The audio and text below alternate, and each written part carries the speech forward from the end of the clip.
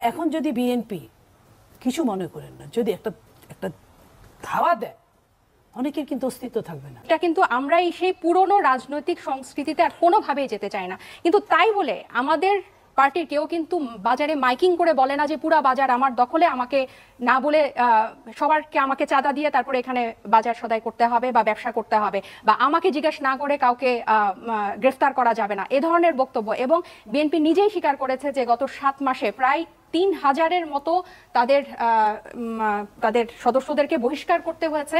সেটা তো মানে এটা ওনারা অনেকটা গর্ব করে বলে, যদিও এটা গর্ব করে বলার মতো একেবারেই বিষয় না। তাকে উঠানো যায় না, যে ঘুমায় তাকে জাগানো যায়। যারা আজকে কথা বলছে, দেখেন নাহিদ 2 দিন আগে সরকারের সাথে ছিল, তখন কিন্তু সে সরকারের কোনো বদনাম করে নাই। 2 দিন আগে ওই জায়গা থেকে সে চলে এসে এখন সরকারের বদনাম করছে, এবং সে বলছে যে কি আইন শৃঙ্খলা পরিস্থিতি, পুলিশিং ব্যবস্থা মনে করি না একটি জাতীয় নির্বাচন সম্ভব। বুঝেন সার্জিস, সে কি বলছে, যে পর্যন্ত শেখ হাসিনা ফাঁসি না হবে, এই যে ভাষাগুলো, ফাঁসি না হবে, এটা তো আইনের ব্যাপার।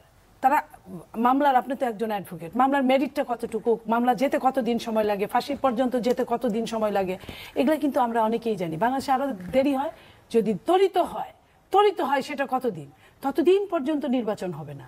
কি সুন্দর মানে ইসের আবদার, মামাবাড়ির আবদার, এইসব আবদারে তো কয়দিন আপনার সহ্য করবে মানুষ। এখন যদি বিএনপি কিছু মনে করেন না, যদি একটা ধাওয়া দেয়, অনেকের কিন্তু অস্তিত্ব থাকবে না। কারণ আজ থেকে 7 মাস আগের যে কমিটি আর আজকের কমিটি, 7 মাস আগের যে মানুষগুলোকে আমরা সন্তান মনে করতাম, এখন তারা পরিপূর্ণ হঠাৎ করে রাতারাতি সাবালক হয়ে গেছে। খাওয়াটা যদি গত 15 বছর দিত, তাহলে এই 1400 মানুষকে প্রাণ দিতে হতো না, এতগুলো মানুষকে অন্ধ আর পঙ্গু হতে হতো না। এই যে একটা মনোভাব যে ধাওয়া দিলে আর কি অস্তিত্ব থাকবে না বা রাতারাতি সাবালক হয়ে যাওয়া, আমাদের অনেকগুলো নতুন রাজনৈতিক দল হিসেবে আসার পর আমাদের অনেকগুলো চ্যালেঞ্জ আছে। তার মধ্যে এই একটা চ্যালেঞ্জ হচ্ছে এই সম্মানটুকু না পাওয়া এবং খাটো করে দেখা।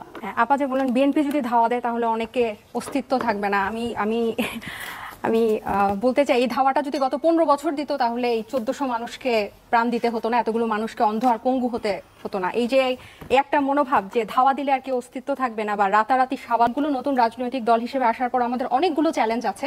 তার মধ্যে এই একটা চ্যালেঞ্জ হচ্ছে এই সম্মানটুকু না পাওয়া এবং খাটো করে দেখা। এই গণ অভ্যুত্থান নেতৃত্বদানকারী এতগুলা মানুষ, এতগুলা তরুণ, এতগুলা ছাত্র, এতগুলা ছেলে মেয়ে যে অভূতপূর্ব ইতিহাস বাংলাদেশে ঘটালো, তারা আমার মনে হয় যে যখন সেটা টকশোর মঞ্চ হোক আর যেখানেই হোক, এই সম্মানের যে আমাদেরকে যে একটা নেগলেক্ট করা এবং আমাদের বক্তব্যকে যে ছোট করে খাটো করে দেখার এটা আমাদের মধ্যে এটা অন্যতম একটা চ্যালেঞ্জ আমরা খুব ফেস করছি। আরেকটা যেটা যে ভাই বললেন ফ্যাসিস্টের থেকেও বেশি কিছু, আসলে এরকম ঘটনা আমরা কিন্তু যেটা সবসময় বলি, সেটা সমন্বয়ক পরিচয় হোক, আমাদের পরিচয় হোক, আমাদের দলের হোক, আমাদের পার্টির হোক, যেইভাবেই হোক, যদি কেউ অপরাধ করে এবং অপরাধ প্রমাণিত হয়, তার আমিও যদি অপরাধ করি আমিও বলবো যে আমাকে গ্রেফতার করেন। এটা কিন্তু আমরা সেই পুরনো রাজনৈতিক সংস্কৃতিতে আর কোনোভাবেই যেতে চাই না। কিন্তু তাই বলে আমাদের পার্টির কেউ কিন্তু বাজারে মাইকিং করে বলে না যে পুরা বাজার আমার দখলে, আমাকে না বলে সবারকে আমাকে চাঁদা দিয়ে তারপরে এখানে বাজার সদাই করতে হবে বা ব্যবসা করতে হবে, বা আমাকে জিজ্ঞেস না করে কাউকে গ্রেফতার করা যাবে না, এ ধরনের বক্তব্য। এবং বিএনপি নিজেই স্বীকার করেছে যে গত 7 মাসে প্রায় 3000-এর মতো তাদের সদস্যদেরকে বহিষ্কার করতে হয়েছে। সেটা তো মানে এটা ওনারা অনেকটা গর্ব করে বলে, যদিও এটা গর্ব করে বলার মতো একেবারেই বিষয় না। এবং অন্তর্কোন্দলে তাদের হচ্ছে প্রায় 30 জনের মতো বেশি এটা ডকুমেন্টেড যে নিহত হয়েছেন। এইসব সেখানে একজন সমন্বয়ক বা একজনকে বিনা ইয়াতে তুলে নিয়ে গেল, অ্যারেস্ট হলো, এটাকে যদি আপনি বলেন যে ফ্যাসিস্টের থেকেও বেশি কিছু, এটা কিন্তু খুব দুর্ভাগ্যজনক একটা বিষয়। ফ্যাসিস্ট কিন্তু গত 15 বছর মানুষের ভোটাধিকার কেড়েছে, মানবাধিকার কেড়েছে, এতগুলা গুম খুন বিচার বহির্ভূত হত্যা মানে কি না করে নাই। এরকম একটা নৃশংস পিশাচ গণহত্যাকারী একটা রেজিমের সাথে বা একটা ইয়ার সাথে যদি আপনি এরকম একটা ঘটনাকে একটা অন্তর্বর্তী সরকারের অবস্থায়, একটা আমরা খুব নাজুক অবস্থায় আছে, এটা যদি আপনি তুলনা করেন, এটা খুবই দুঃখজনক।